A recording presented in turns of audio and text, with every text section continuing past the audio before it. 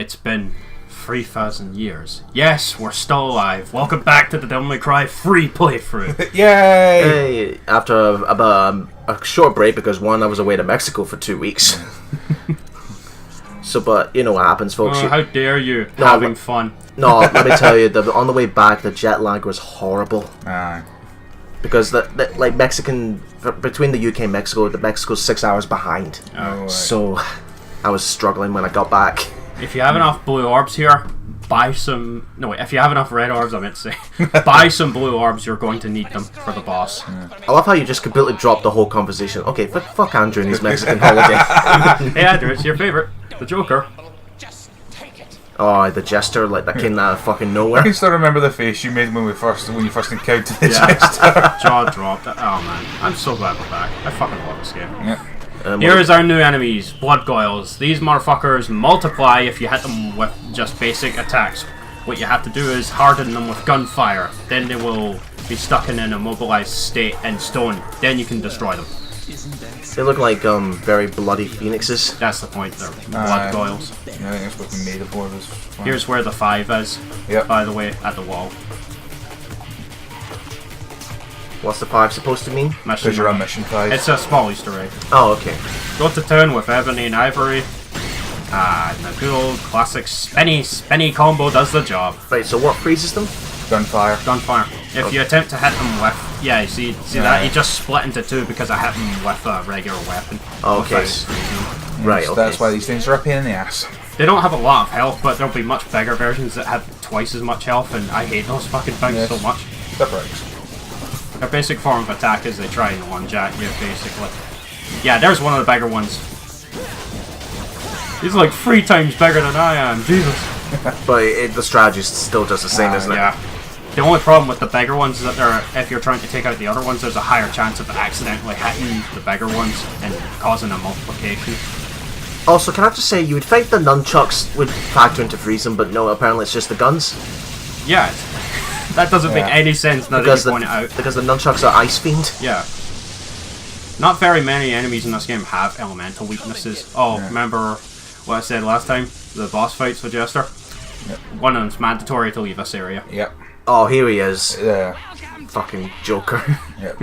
Speaking of Joker, he just got confirmed for the combat pack in Mortal Kombat 11. I swear, Joker for MK11, Warner Bros. Must have forced him in there because there was a text saying Ash Williams. Yeah, someone saw it. You saw that Reddit post? Mm-hmm. It's like, why not Ash Williams before Joker? Yeah, because WB have a lot of power. It's like, hey, we want this character out first because we got a Joker movie coming up. So what's the strategy against Jester? Now, basically, when you start off the fight, you want to shoot at him and get him to dance around like that. Dance, puppet, dance. Because if you try and attack him normally, he just teleports all over the place. You have to tire him out. I like how it's not blood he's taking damage, it's confetti. Right. Oh, but he can certainly kill you here. Yep. Although if you die to this guy, you're doing something horribly wrong. Yeah. The first fight in general... Oh, goddammit. Fear my balls of destruction. It's one of those things where it's like the projectile will eventually go in the direction you're moving. Yeah. Ah, so it's random where they bounce? Yeah. Or it'll throw it in the direction you're holding the analog stick. I still love it when games do that. In fact, no I don't. It's fucking bullshit. Yeah, after you deal a certain amount of damage to him, he'll teleport away and he'll get a shield and throw more of these things at you. Like, I think the green ones, if you destroy them, give you some of your health back. Although it's very difficult to do so without getting hit. You can't take him seriously. Exactly, he's not even putting up a fight. Not much. The third fight with him, I show off all 3 fights by the way in this playthrough. And the third one's much harder. Yeah. That's it has plot twists. What the fuck? Yep. Yeah, remember he's wacky and insane. Though when we get to his plot twist, we'll put this all into a whole new perspective. Huh. Okay then. Yeah. Ah, the Chamber of Secrets. Where's the basilisk? We killed it. We killed it last time, remember? Although it was some crappy half-assed rip-off. Endless Infernum. Here we are back here again. The only problem now is... Yeah. Didn't know we were playing Resident Evil Code Veronica.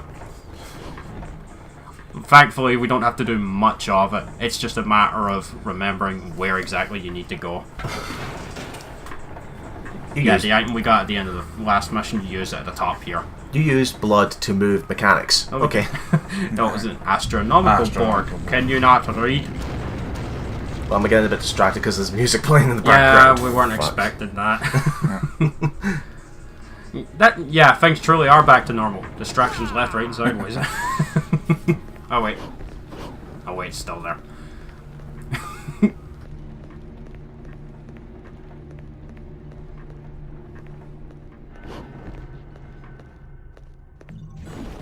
That item we saw down there, that's what we're going for next. Yep. Shiny MacGuffin. Yep.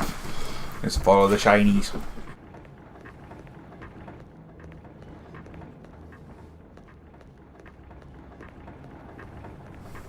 Just in case we got cut off there was some music playing in the background.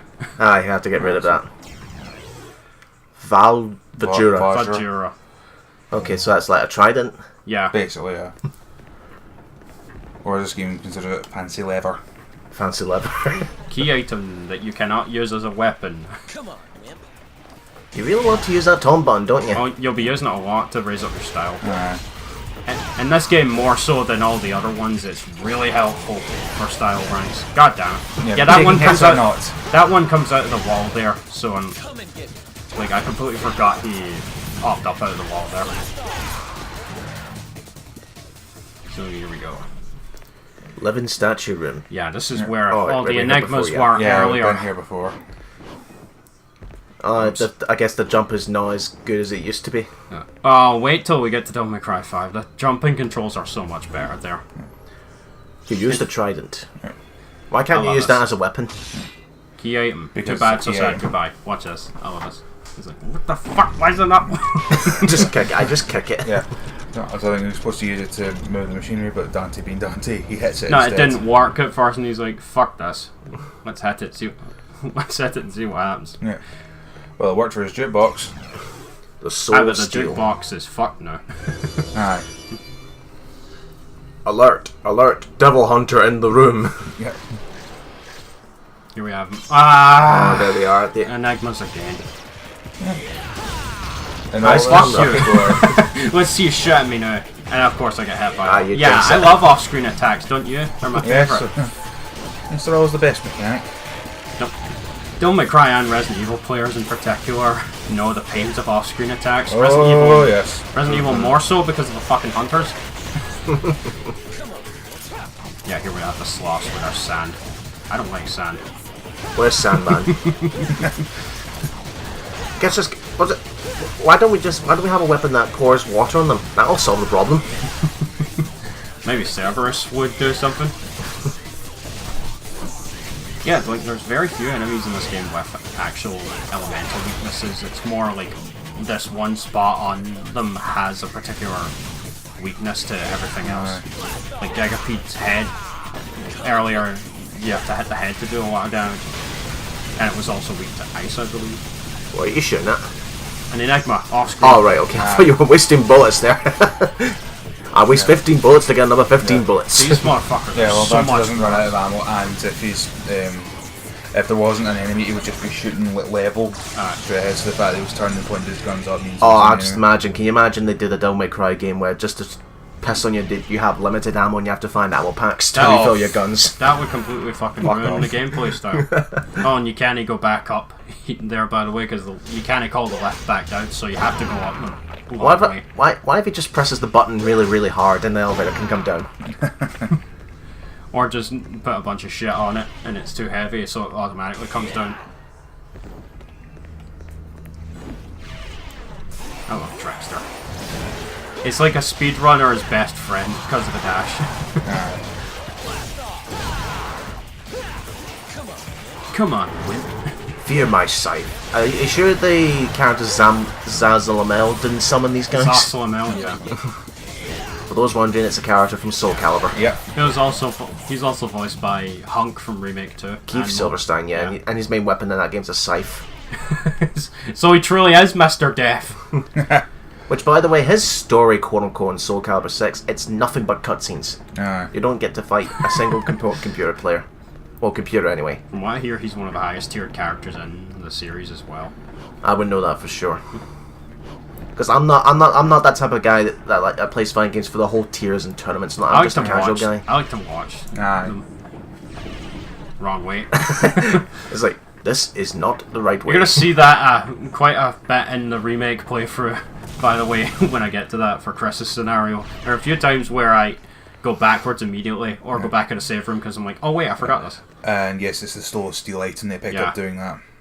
Now we can proceed into the next Oh wait, area. so you need that Soul of Steel to... Yeah, because his text like protects his wielder from oblivion or something like that, because it's saying don't fall down that. Right, next combat adjudicator. The only issue is, because I don't have a lot of moves, getting the style rank up is difficult, yeah. There we are. The way it works is that each move has a invisible time limit, essentially, of it being, you could consider being stale. Like, once you use a move, it's considered stale for a certain amount of time. So you have to use different moves for a certain amount of time, and then you can use that one other combo that was considered stale again. But you'll have to, like, practice beforehand to know the exact amount of time before you can use it again. There's a secret mission hidden there to the right, but fuck that. I think it's a really annoying one too. Oh, yeah, that's right, because this isn't a 100% playthrough, isn't it? Nope, because some of these secret missions are really fucking annoying. Yep. I think isn't that a true playthrough? You must 100% the game. Stop whining, wait until Devil May Cry 5. The secret mission, I believe it's this one down there. You're going up the elevator. Here's the problem. These motherfuckers, I think, actually have their devil trigger active. Yeah, and you're not even playing on Dante Must Die. So it's like they're 5 times harder to kill, and if too many of them get on at once... The elevator slows down, yeah. No, it just stops and goes down completely. All the way back down? All the fucking way back down. So yeah, you can see why that's utter bullshit on your first playthrough. Peak game design. Bayonetta 1 had a really bad problem with a lot of its secret missions as well, where it's like they were just fucking impossible to complete on your first run. Okay, how are you supposed to know that there? You don't. You just you figure it out. Back in the days when GameFAQs wasn't anywhere near as like big as it is now, like the internet wasn't as big back then as it is now. We relied on strategy guides for this sort of shit. Aye. Yep. I actually do have quite a few myself, strategy guides. I like collecting them. Some of them are really hard to find though. Like I actually do have the original prints of the Final Fantasy X and X-2 strategy guide. I used to buy them as well, back in the days where you're young and you buy before the internet came around. But I think, if I recall, the last ever guide that I ever bought, ironically, was Sonic 06. Which listed some actions that were not in the game. Speaking of action, we got our next boss fight. Yeah.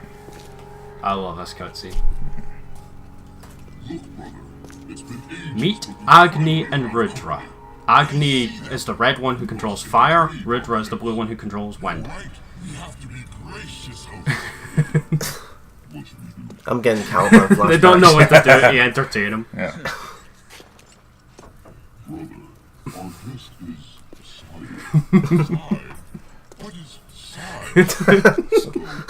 He scratches his neck. Yeah. How does one of them know what a sigh is and the other doesn't? Dante could have just went through the door in the time they were arguing. You're a guest. Wants to go through. Got it? And that's what sets them off. Yep. Jesus Christ, this fucking battle. At this Because point... you fight the two of them at the same time. Yeah. Oh, the head's on the sword, okay. Yep. Yeah. This is the hardest battle in the game at this point. Is it only because you're fighting two of them at the same time? Yeah, it's not only that, they coordinate their attacks as well. Oh, yeah. Yeah, see that there? Off-screen attacks. Don't you love that? Now, the basic strategies is that they're basic sword slashes. They're very telegraphed, as you can see there, but it only takes one of them to jump at you from the side. This is why Trickster... yeah, you see, they can actually damage each other as well. After a while, though, they will deflect. I missed my dodge window there. You can jump cancel as well, but I missed the timing. Is that under pressure, things are a bit more heated than they normally are. I think at this point you didn't care what rank you get. No. This is one of the hardest games in the series to get high ranks for everything, actually. So it's very strict. So this would not be a good starting point for new players to the franchise, even though Special Edition easy difficulty. Yeah. Well, especially considering this is chronologically the first in the series. Yeah, so from the story perspective, yeah, it would be the point to jump on, but Gameplay-wise, nah. Yeah, it's easily one of, if not the hardest games. Even more so if you're playing the original, where the normal is Japanese hard. I don't get that. Why is this like regional difficulties different and all that? I have no idea. Why? But as you just saw there, if you time your attacks perfectly, you can parry the attack. Parrying would become a big thing in DMC 4 onwards, and it would be so much easier to do in Devil May Cry 5 because you have so many more options. It's almost criminal. But here, you're kind of limited. Aye. And guess what? I think I only have one healing item to my name, a small Vital Star. Because Devil Trigger, you do get it later, and it restores your health like always, but you don't have it yet. And by the way, they can imbue the weapon with their specific element to do more damage with it. So if that fire sword hits me, it's gonna do a lot of fucking damage. That's a lot of damage. Thank you, Phil Swift. What? You'll see in the playback. Here's the other big danger. Oh, watch out for this, by the way. When they do that, when they spin the sword around and then they jump high into the air and stab it, they'll send a shockwave at you. The biggest danger in this fight, actually, do not prioritize only one at a time.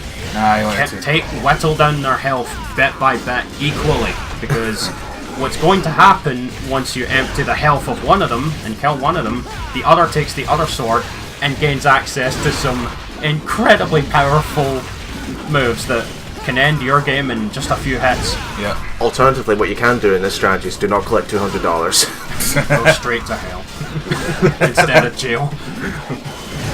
Yeah, that wasn't bullshit at all. Jesus, your health. Pause, it won't save you. Vital Star saved me. That's the only time I ever have to use an item in the playthrough. But what's with the Devil May Cry franchise forcing me to use at least one item in each playthrough? In fact, I don't think I used any items in Devil May Cry 4, but I know for a fact. What you don't know is that each game that you play has a data mine camera that allows the developers to know what your skills are and adapt to say, okay, Mr. Allen has done this. Let's see if we can He's control doing the too next well. game. Yes. He's doing too well. And Going for a flawless run, let's fuck that up. and I'm actually surprised this series doesn't have the adaptive difficulty that Resident Evil does. and every time you defeat one of their games, the head developer is displeased. Like Miyamoto, if anyone beats the lost levels. and if you die, he's counting his money. Another sucker ball. Yeah. So yeah, as you see, once you get the hang of it, their attacks they follow an easy pattern. It's just a matter of whether one of them wants to use a certain attack while you're in the middle of attempting to damage the other. Like if you hear one of them say it's over, they're attempting to do a stab attack at you. So that's your best moment to either use Trickster or Side Roll. Trickster gives you more iframes, but the recovery is a little longer at the very end of it. Like the Side Roll doesn't last very long, as you can see. Well, this boss seems to drag a little bit longer. Yeah, the problem with it is that it takes a long time. Yeah. It's an endurance test, essentially. And it seems that you have to divide your attention between the two of them because Yeah. once you take out one, this happens. Yeah, I didn't give him a chance to power up with the other one, Right. so there we Well, are. what would have happened is whatever one you didn't kill would have jumped back up to the statue and started on some the other sword to and used both of them at once. They would deal okay. more damage, and they get access to a whole new bunch of attacks that do a lot of damage. And my name is Rudra. You shall take us with you. Why can I not just call you Fire and Ice? That will save the confusion. I think that is what their names are supposed to be. Aye. Fire. I think it's a play on like Firestorm or something. I might be getting that horribly wrong. Talking. I love this. Fair enough. As you wish. These swords are actually really awesome to use, but Yeah. I'm not very good with them per se in terms of like combo potential. So I'm only sticking with Rebellion and Cerberus for this playthrough.